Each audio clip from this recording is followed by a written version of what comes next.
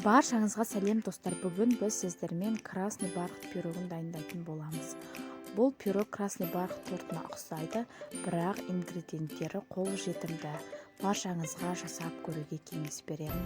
Өте дәмді, өте нәзік болып шығады.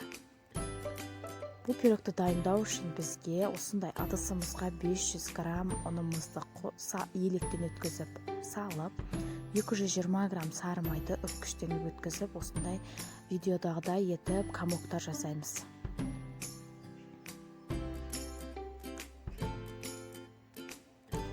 Қолымызбен езіп осылай жасаймыз.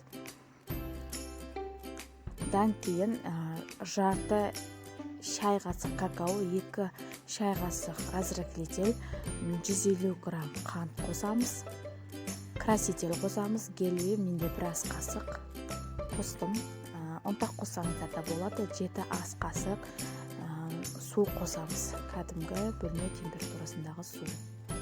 Басында қамыр шықпайды деп ойлауыңыз мүмкін, бірақ осылай қолыңызбен илей берсеңіз, осындай жұмсақ қамыр шығады. Бұл қамырдан 100 грамм бөліп алып, морозильникке, яғни мұздатқышқа салып қоямыз. Енді ішіндегі салмасын дайындаймыз. 500 грамм творожный сырға 2 жұмыртқа қосып, қант қосып, жақсылап араластырамыз миксермен біркелкі болғанша. Табамызға пергамент төсеп дайындаймыз.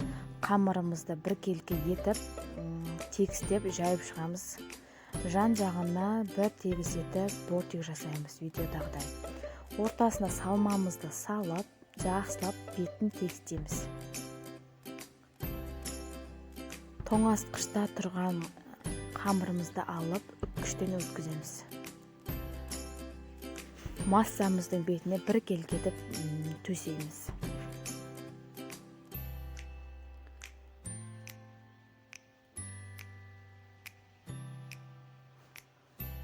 Осындай болып шығу керек. Енді бұл массамызды 180 градуста 30-40 минут пісіріп аламыз.